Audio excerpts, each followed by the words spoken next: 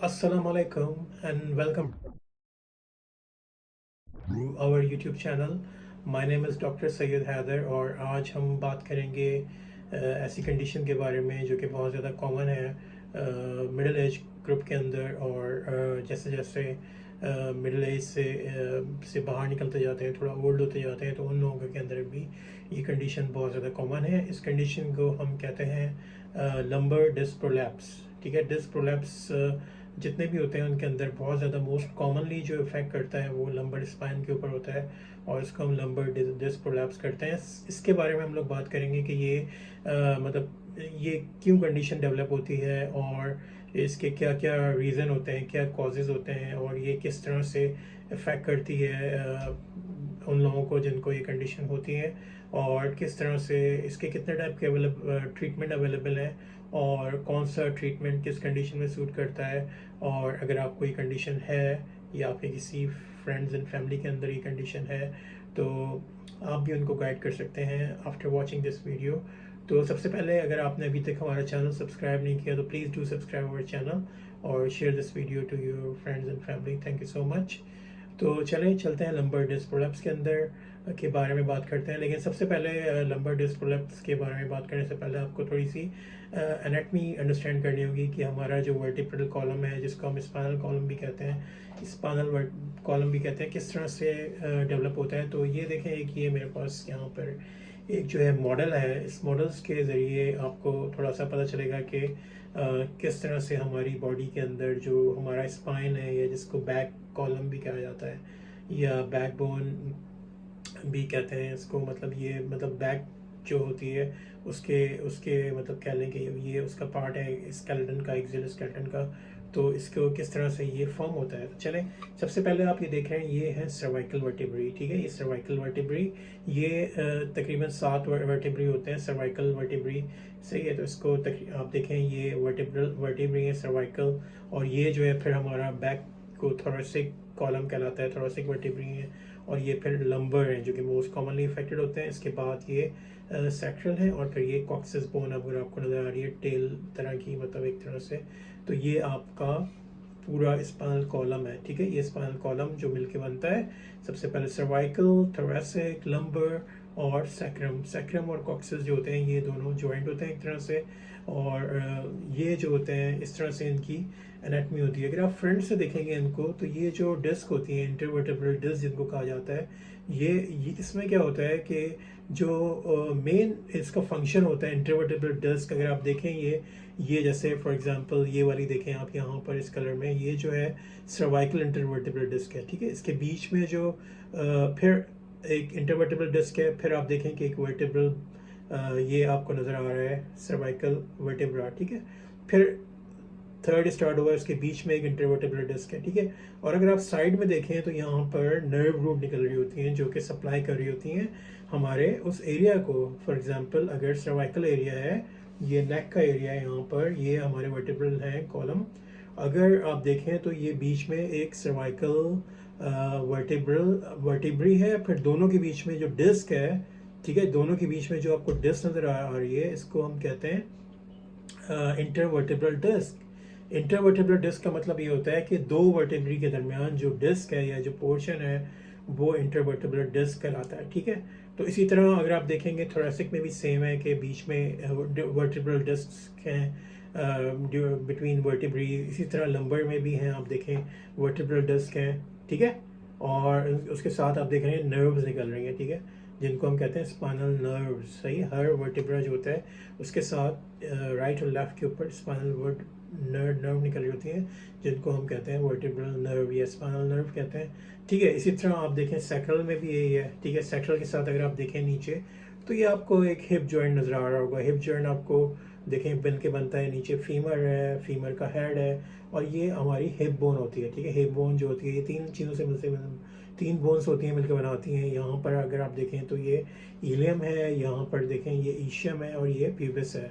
ठीक है, ये तीनों मिलके हिप बोन के 3 पार्ट्स होते हैं और ये बीच में एसिटिबुलम है। एसिटिबुलम जो होता है उसके साथ जब फीमर आके मिलती है तो ये हमारा हिप जॉइंट बन जाता है। ठीक है, हिप जॉइंट। सही, इसी तरह राइट है, लेफ्ट पे भी ऐसा ही है कि भाई ये आपकी फीमर है, फीमर आके जा रही है एसिटिबुलम के अंदर, तो यहाँ पर ये हिप जॉइंट बन रहा है। और ये देखें, ये भी आपका जो इलियम है, फिर ये प्यूबिस है, ये ईशियम है, ये जो होती हैं 3 तरह की बोन्स हैं। और ये इसका एसेटिबुलम यहाँ पर है, ठीक है। ये जो होते हैं बना रहे हैं हिप जॉइंट, ठीक है। हिप जॉइंट जो होता है और ये जो होता है हिप जॉइंट है।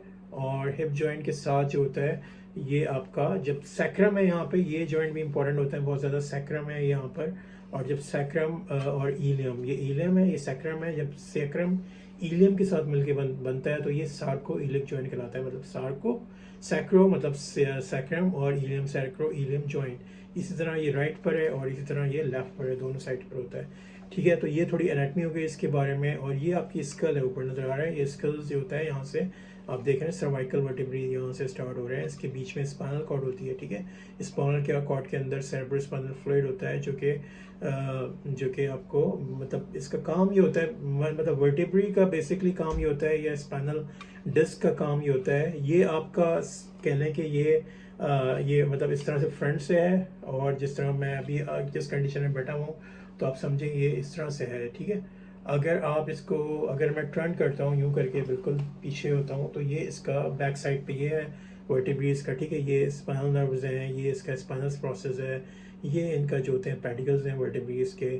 और बीच में जो होता है इनके अंटर वर्टिब्रल फोरामिना है, जहाँ से ये नर्व्स निकल रही होती हैं, पास हो रही होती हैं, सही है। चलें कंडीशन के ऊपर बात कर लेते हैं कि इस जो स्पाइनल डिस्क है इनका काम क्या करता है। ये बेसिकली इनका काम ये होता है कि ये शॉक एब्जॉर्बर के तौर पे काम करते हैं, ठीक है। ये डिस्क जो होती है ये फॉर एग्जांपल अगर आप कोई ये एज ए शॉक एब्जॉर्बर के तौर पे काम करते हैं कि अगर कोई आप इस तरह का काम हैवी काम करते हैं, ठीक है, कोई हैवी लिफ्टिंग करते हैं या वेट लिफ्टिंग कर रहे हैं, या आपकी जॉब ऐसी है कि आप कहीं पे मैनुअल चीज़ें आप उठा रहे हैं, भारी चीज़ें उठा रहे हैं, ठीक है। तो उसकी वजह से क्या होता है कि ये डिस्क जो होती है ये जो जितना भी आप प्रेशर होता है, या आपका आप रनिंग कर रहे हैं, या आप जो होते हैं कोई एक्सरसाइज कर रहे हैं, ठीक है, तो ये सारा प्रेशर जो होता है ना इन वर्टिब्रल कॉलम के अंदर, ये जो डिस्क है ये एब्जॉर्ब कर रही होती है, ठीक है, ये एब्जॉर्ब कर रही होती है। लेकिन अगर ज़्यादातर कंडीशन में ये होता है कि फॉर एग्जांपल अगर आपने बहुत ज़्यादा हैवी वेट उठाया है तो उसकी वजह से क्या होती है, ये प्रोलैप्स हो जाती है। डिस्क प्रोलैप्स का मतलब ये होता है,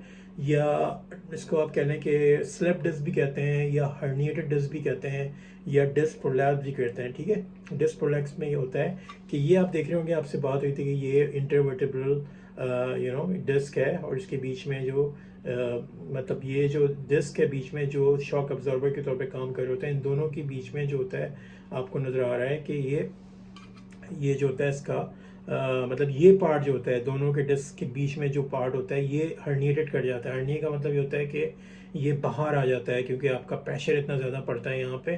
तो मोस्ट कॉमनली कह लें कि मतलब ये तीनों पे कॉमन होता है। सर्वाइकल में मोस्ट कॉमन है, लंबर में ज़्यादा कॉमन होता है, बहुत ज़्यादा। इसी तरह से फिर थोरेसिक में भी हो सकता है, कहीं पे भी हो सकता है, लेकिन बहुत ज़्यादा आप कह लें कि ज़्यादातर प्रेशर यहाँ पे लंबर में पड़ा होता है।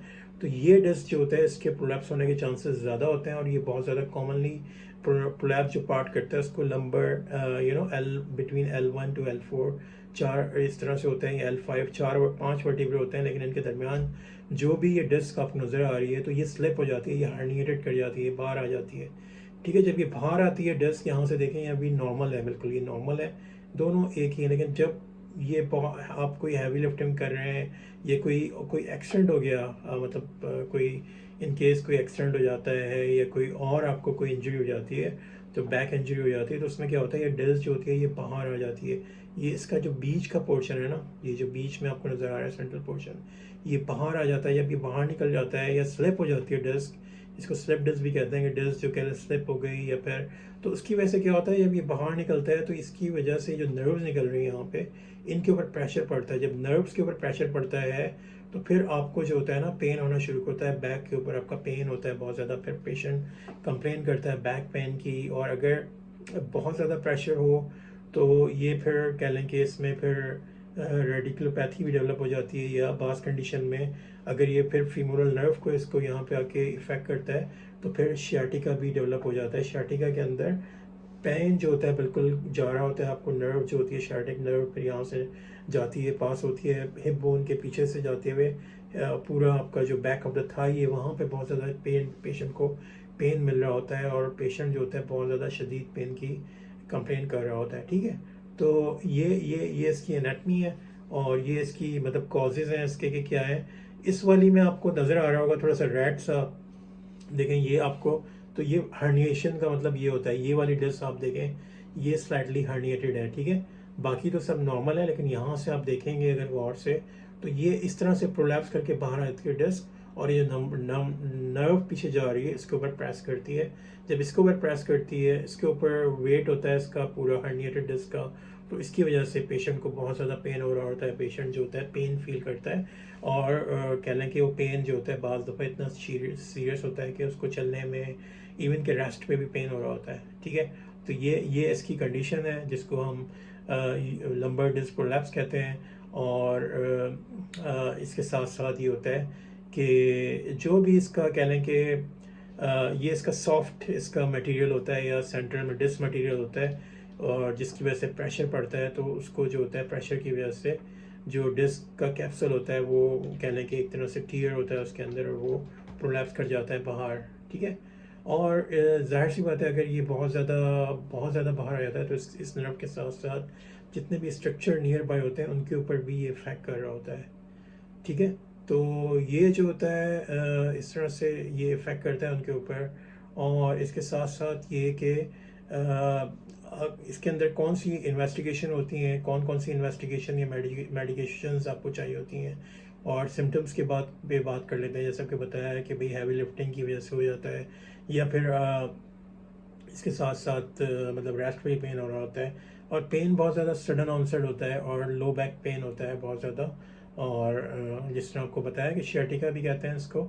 और इसके साथ साथ हम जो है इनिशियली जो होता है पेन जो होता है वो बहुत ज़्यादा कह लें कि स्टार्ट में ही बहुत ज़्यादा सीवियर होता है, मतलब इस तरह का सीवियर होता है कि पेन की मेडिकेशंस आप ले रहे हैं, उसको पेन किलर्स यूज़ कर रहे हैं, तो या फिर आपने एक्टिविटीज़ भी रोक दी हैं, फिजियोथेरेपी भी कर रहे हैं, लेकिन उसकी वजह से भी पेन के ऊपर इतना फ़र्क नहीं पड़ता। इस तरह का पेन होता है बिल्कुल स्टैबिंग इन नेचर, लगता है कि किसी ने कोई स्टैब कर दिया, इतना शदीद पेन होता है। और इसके साथ साथ इन जगहों पे नमनेस या टिंगलिंग भी मिलती है, आपको लगता है कि भाई आपको कोई मतलब इस तरह की सेंसेशन हो रही है या फीलिंग हो रही है आपके मसल्स के अंदर के, आपको जो होता है मतलब कि कोई कहने के उस जगह आपको बिल्कुल सुन या नम होती है वो जगह, ठीक है। या आप फिर कफ करते हैं या चेंज करते हैं पोजीशन, तो उसके अंदर भी आपको शदीद बहुत ज़्यादा पेन हो रहा होता है। अच्छा, जो इसकी जो बेस्ट इन्वेस्टिगेशन होती है उसके अंदर एमआरआई स्कैन करवाते हैं, जिस एमआरआई स्कैन के अंदर आपको प्रॉपर वो फिर आपको नज़र भी आता है कि भाई नर्व जो होती है, अगर ये डिस्क प्रोलैप्स है तो आप देखते हैं कि भाई वो जो उसका फ्रेगमेंट है जो कि प्रोलैप्स हुआ है, जैसे ये वाला है, ये जो होता है नर्व को प्रेस कर रहा है और उसकी वजह से पेन हो रहा है, ठीक है। एक्सरे इतना ज़्यादा हेल्पफुल नहीं करते क्योंकि इसके अंदर एक्सरे में इतनी कंप्लीट और क्लियर पिक्चर नहीं होती। और इसके साथ साथ यूजली इसके अंदर ये होता है अगर आप मेडिकेशंस आप प्रॉपर ले रहे हैं और आपने अपनी एक्टिविटी जो होती हैं उसको थोड़ा रेस्ट कर रहे हैं, और या फिजियोथेरेपी कर रहे हैं, तो इससे आपको आराम आ जाता है, ठीक है। लेकिन बास कंडीशन में अगर उससे नहीं आपको बेहतर फील होता है, तो उसके अंदर फिर क्या होता है कि बाज़ दफ़ा आपको डायरेक्ट इंजेक्शन देने पड़ते हैं, जिसको कह लें कि वो इंजेक्शन जो होते हैं वो डायरेक्ट जो होते हैं वर्टिब्रल मतलब यहीं पे होते हैं, इंजेक्शन यहीं पे देते हैं। और इसकी वजह से क्या होता है स्टेरॉइड्स के इंजेक्शन होते हैं, और मतलब और पेन किलर इसके साथ साथ इसको उसकी वजह से काफ़ी लोग बेहतर महसूस करते हैं इंजेक्शन लगने के बाद, ठीक है। नर्व ब्लॉक जिसको कहते हैं, उसमें ये होता है कि ये जो नर्व निकल रही होती है जिसकी वजह से, तो उस नर्व को डायरेक्टली आप ब्लॉक कर देते हैं, सही। तो लंबर नर्व ब्लॉक या फिर कोई और से वर्टेब्रे में है तो वो सर्वाइकल नर्व ब्लॉक, इस तरह नर्व ब्लॉक का काम ही होता है कि वो जो होता है वो नर्व के जो पेन सेंसेशन है उसको ब्लॉक कर देता है, उसकी वजह से जो होता है आपको पेन महसूस नहीं होता, ठीक है। लेकिन अगर आप पेशेंट को उससे भी आराम नहीं आता, ठीक है, तो फिर उसके अंदर सर्जरी करनी पड़ती है, जो कि बिल्कुल ही कहने के लास्ट रिजॉर्ट होता है, या फिर आपकी डिस्क प्रोलैप्स बहुत ज़्यादा होती है, इसकी वजह से सर्जिकल ऑप्शन के अंदर इसके अंदर या तो फिर माइक्रो डायसेक्टमी करनी पड़ती है।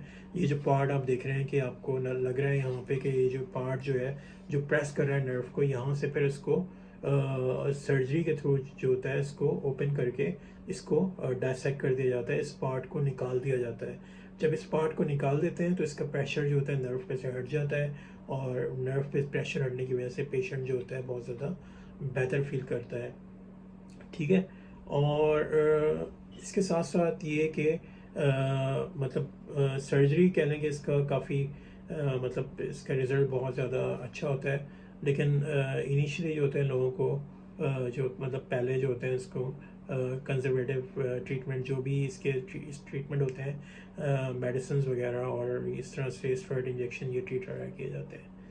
चलें, थैंक यू सो मच। अगर आपको ये वीडियो अच्छी लगी है या आप समझते हैं कि ये वीडियो के ज़रिए आप किसी की हेल्प कर सकते हैं तो please share this video and subscribe our channel. फिर हम लोग मिलते हैं इस तरह की किसी नई वीडियो में। Thank you so much.